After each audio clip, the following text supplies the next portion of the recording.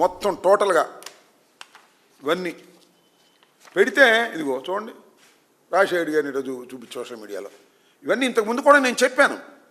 వీటన్నిటినీ మీద యాక్షన్ తీసుకోమంటే ఏమి లేదు, యాక్షన్ లేదు, కేసు లేదు, ఏమీ లేదు.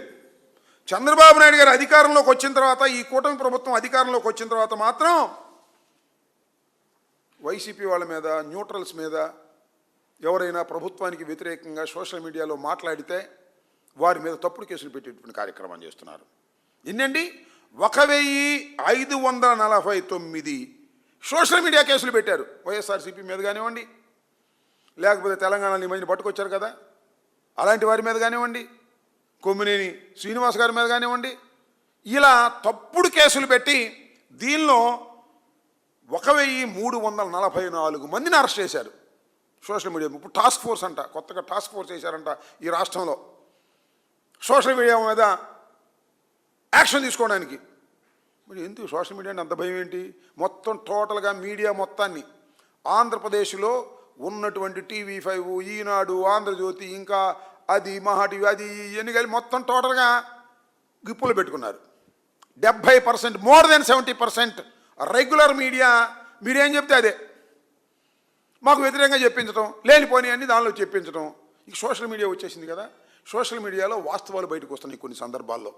మీరేమో నెగిటివ్గా మాకు చెప్పే కార్యక్రమం చేస్తున్నారు. సోషల్ మీడియా అంటే భయం ఇవాళ ఎక్కడ వాస్తవాలు బయటకు వచ్చేస్తున్నాయో అనేటువంటి ఉద్దేశంతో ఇవాళ సోషల్ మీడియా మీద యాక్షన్ తీసుకోవాలనేటువంటి ఉద్దేశంతో మా మీద కేసులు పెట్టడానికి ఒక టాస్క్ ఫోర్సు ఇవన్నీ పెడుతున్నారు. నాకు తెలియకడుతాను ఇన్ని టాస్క్ ఫోర్సులు పెడుతున్నారు, ఇంత అన్యాయం అక్రమం చెప్తున్నారు. దీనికోసం డీజీపీ గారు క్యాబినెట్ సమావేశంలోకి వచ్చి ఆయన ప్రజెంటేషన్ ఇవ్వటం నాకు అర్థం కాల. నేను ఒకటి అడుగుతా ఉన్నా డీజీపీ గారిని, వీళ్ళందరినీ కూడా, ఏమంటే డీజీపీ గారు మీ ఆఫీసు కోతవేడి దూరం, చంద్రబాబు నాయుడు గారి ఆఫీసు కోతవేడి దూరం, రాజధాని ఆల్మోస్ట్ ఆల్ కృష్ణలంకలో గాదే సాయి కృష్ణ అనే వ్యక్తి అతి దారుణంగా లాకప్లో మరణిస్తే దాయడానికి ప్రయత్నం చేశారు. కోర్టులకు వెళ్ళారు, మేము మాట్లాడిన తర్వాత ఏం చేయాలో అర్థం కాక చచ్చిపోయి ఒప్పుకున్నారు. ఎప్పుడు కోర్టుల్లో హెబియస్ కార్పస్ పడేసిన తర్వాత, వాదనలు విన్న తర్వాత, ఇదే వేదిక మీద నుంచి నేను మాట్లాడిన తర్వాత వాడు చచ్చిపోయాడయా, బూడి చేశారా అని చెప్పిన తర్వాత గత్యంతరం లేని పరిస్థితుల్లో చచ్చిపోయిన ఒప్పుకున్నారు. దాని గురించి ఏం మాట్లాడరా మీరు? క్యాబినెట్లో సీరియస్ కాదా? దాని గురించి మాత్రం మాట్లాడరు. అంతేకాదు కాంతి కుమార్ ఆత్మహత్య చేసుకుంటూ ఎవిడెన్స్ ఇచ్చాడు, దాని గురించి క్యాబినెట్లో డిస్కస్ చేయరు. పవర్ పాయింట్ ప్రజెంటేషన్ ఇవ్వడు మన డీజీపీ గారు. సోషల్ మీడియాలో ఏదో జరుగుతుందని చెప్పేసి ఇచ్చేటటువంటి ప్రయత్నం చేస్తున్నారు. మాల గంగమ్మ కానీ, కళావతి కానీ, తిరుపతమ్మ కానీ ఇవేవి వీటి మీద మాత్రం రాష్ట్ర క్యాబినెట్లో మచ్చుకు కూడా ఏమీ జరగదు, చర్చ జరగదు. లా అండ్ ఆర్డర్ గాలికి వదిలేసేశారు. ఇలాంటి దారుణమైనటువంటి అంశాలు.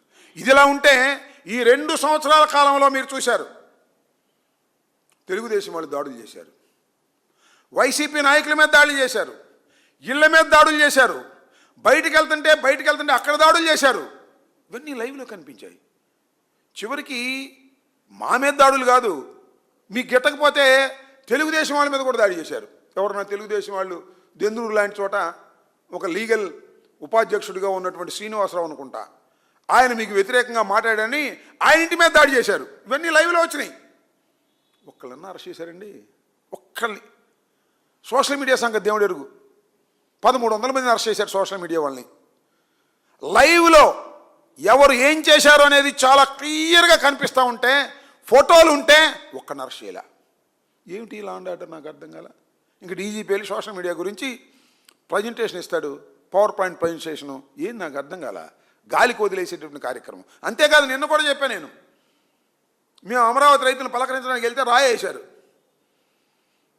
పోలీస్ కానిస్టేబుల్ దెబ్బతేలింది, 14 కుట్లు వేశారంట మణిపాల్లో, అని పంపించారు. కేసు రిజిస్టర్ చేశారు?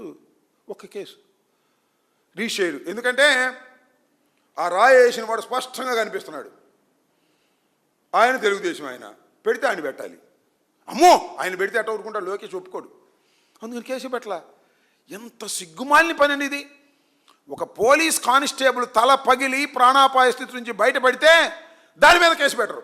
సోషల్ మీడియా మాత్రం టాస్క్ ఫోర్స్ పెడతారు. అవసరమైతే సిబ్బందిని తీసుకోవాలంట. ఏదో పెద్ద ప్రమాదం వచ్చేసింది దేశంలో. మేము ఇచ్చిన సోషల్ మీడియా కేసుల మీద మాత్రం యాక్షన్ తీసుకోరు, మా మీద మాత్రం ట్రోల్ చేస్తారు. ఎవడు భయపడతాడు నాకు అర్థం కాలేదు. మీరు డబ్బులు ఖర్చు పెట్టుకోవడం తప్ప ఎవరు భయపడేటువంటి పరిస్థితి లేదని కూడా ఈ సందర్భంగా నేను చెప్తున్నా.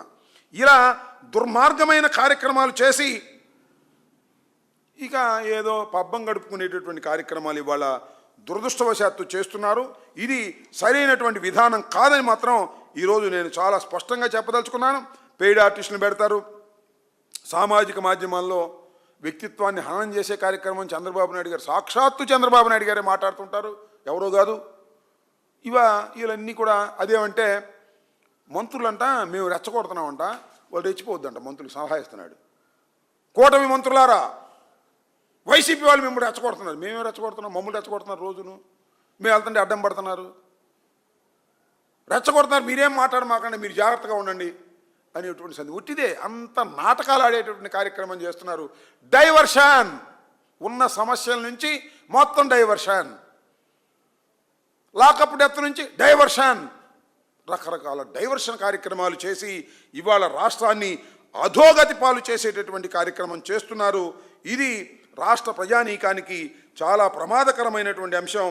దీని మీద దృష్టి సారించుకోకుండా నేను అడుగుతా ఉన్నా, చంద్రబాబు నాయుడు గారు రండి, మీరు దమ్ముంటే ప్రభుత్వం ఎలాంటి హత్యలు చేసిందో, దారుణమైన హత్యలు, దాని మీద ఎంక్వైరీకి మీరు సిద్ధమా అంటే ఎంక్వైరీకి సిద్ధం కాదు. సిబిఐ ఎంక్వైరీ వేస్తారంటే వేయరు, సిట్టేస్తారు. సిట్టేసి దాన్ని ఇష్టం వచ్చినట్టుగా కలగాపొలగం చేసేటటువంటి కార్యక్రమాలు చేస్తున్నారు. ఇది చాలా ప్రమాదకరమైనటువంటి అంశంగా నేను రాష్ట్రంలో భావిస్తున్నాను. పోలీస్ యంత్రాంగం అంతా కూడా వారి చేతుల్లో పెట్టుకున్నారు. జెన్యూన్గా కేసులు పెట్టేటువంటి పరిస్థితి లేదు. ఎన్ని కంప్లైంట్స్ ఇచ్చినా చెత్తబుట్టలో పారేస్తున్నారు. వాళ్ళు మాత్రం ఫ్యాక్ట్స్ లేకోకుండా కంప్లైంట్ చేస్తే ఎస్సీ ఎస్టీ కేసులు పెడుతున్నారు. ఇది పోలీసుల్ని చూపించి భయపెట్టాలనేటువంటి పరిస్థితిలో ఇవాళ రాష్ట్ర ప్రభుత్వం దిగజారిపోయింది. ఈ దిగజారిపోయినటువంటి రాష్ట్ర ప్రభుత్వాన్ని నిజంగా ఇవాళ రాష్ట్రంలో ఉన్న పరిస్థితి చూస్తుంటే లా అండ్ ఆర్డర్ పరిస్థితి కానీ వీటిని భగవంతుడు కాపాడాల్సిందే అనేటువంటి పద్ధతిలో ఉంది తప్ప చట్టం ప్రకారం ఈ ప్రభుత్వం నడవడం లేదు, పోలీసు యంత్రాంగం నడవడం లేదు. ఇది చాలా ప్రమాదకరమైన దశకు ఈ రాష్ట్రం పోతుంది. కాబట్టి ప్రజలు దీన్ని ఆలోచించాలి, మేధావులు దీన్ని ఆలోచించాలి. ఇలాంటి ఉత్తుత్తి క్యాబినెట్ మీటింగులు పెట్టడం, అసలు విషయాలు లేకుండా కొసర విషయాల గురించి మాట్లాడడం, ప్రజల్ని డైవర్ట్ చేసేటటువంటి కార్యక్రమాలు చేస్తున్నారు. సంక్షేమాలు పోయాయి, అన్నీ పోయాయి. కాబట్టి ప్రజలు దీని మీద ఆలోచన చేయాలని చంద్రబాబు నాయుడు గారు ఇప్పటికైనా బుద్ధి తెచ్చుకొని వ్యక్తిత్వహనాలు మీరు మానుకోండి. మేము వ్యక్తిత్వహనాలు చేసే కార్యక్రమంలో మేము లేము. మరిన్ని అప్డేట్స్ కోసం ఛానల్ను సబ్స్క్రైబ్ చేయండి. నోటిఫికేషన్స్ కోసం బెల్ ఐకాన్ పై క్లిక్ చేయండి.